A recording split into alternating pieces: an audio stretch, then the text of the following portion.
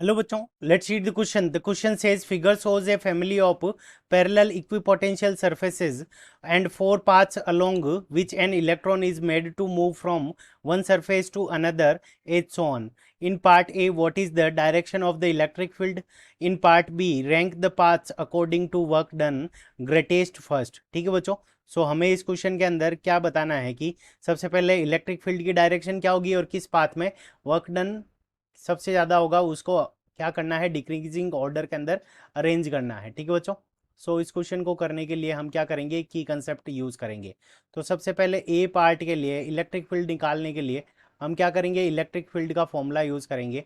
तो E is equals to हमारा क्या होता है, minus D V divided by D R. ठीक है बच्चों, D V divided by D R, ये हमारा क्या होता है, इलेक्ट्रिक फील्ड का फॉर्मूला होता है। अब यहाँ पे जो माइनस का साइन शो कर रहा है वो ये शो करता है कि electric field E will E will lie in the direction of E will lie in the direction of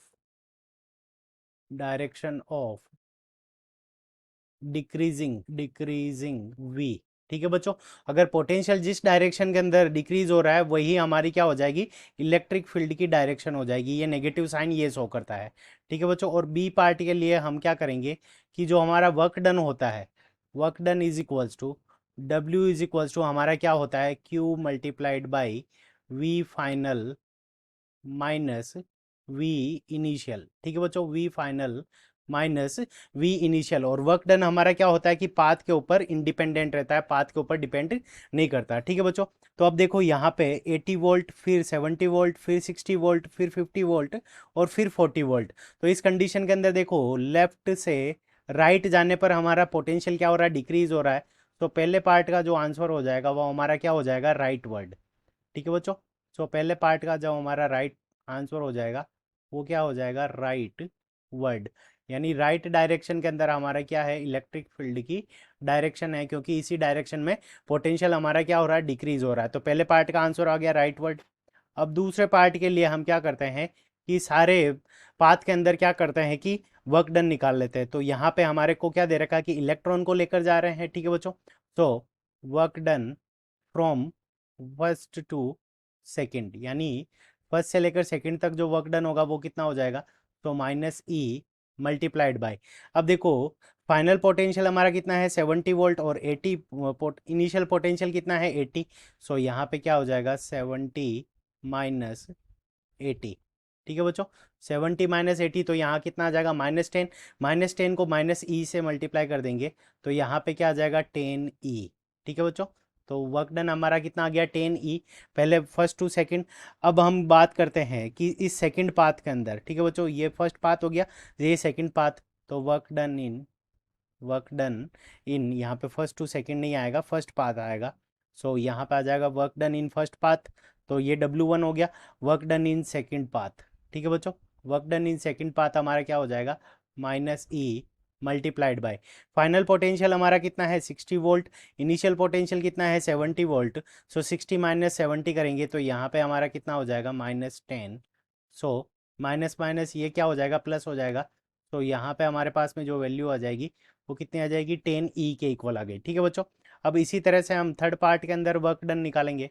तो W three is equals to हमारा क्या हो जाएगा, फाइनल पोटेंशियल हमारा कितना हो जाएगा। तो देखो यहाँ पे थर्ड पाथ के अंदर फाइनल पोटेंशियल 60 है, इनिशियल पोटेंशियल हमारा कितना है, 80। So minus E into -20, 60 minus 80 करेंगे तो -20। तो यहाँ पे हमारे पास में जो वर्क डन आ जाएगा वो कितना आ जाएगा, 20 ई के इक्वल आ जाएगा। सो ये W3 आ गया हमारे पास में। इसी तरह से हम क्या करेंगे, W4 की वैल्यू फाइंड आउट करेंगे। तो work done in fourth path, तो फोर्थ पाथ के लिए हमारा कितना हो जाएगा, तो देखो फाइनल पोटेंशियल 50, इनिशियल पोटेंशियल 70।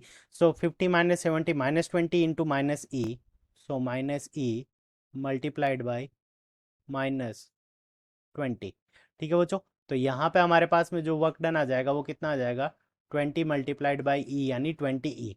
अब देखो यहाँ पे हमारे पास में सबसे बड़ी जो वैल्यू है वो कितनी है, 20 है, और सबसे छोटी जो वैल्यू है वो हमारी कितनी है, 10 है। सो हमारा जो वर्क डन का आ जाएगा वो क्या हो जाएगा, W4 is equals to W3, W4 is equals to W3, और इन दोनों की वैल्यू जो ग्रेटर हो देन होगी वो किससे होगी, W2 is equals to W1। ठीक है बच्चों, तो ये हमारा आंसर आ जाएगा। तो देखो, अब हम देखते हैं कि ये हमें कौन से ऑप्शन के अंदर गिवन है, W3 is equals to W4 and it greater than W2 and W1। So देखो यहाँ पे दे रखा है 3 is equals to 4 and greater than 2 and 1 and rightward. So option third is the correct answer of this question. I hope you understood it well. Best of luck. Thank you.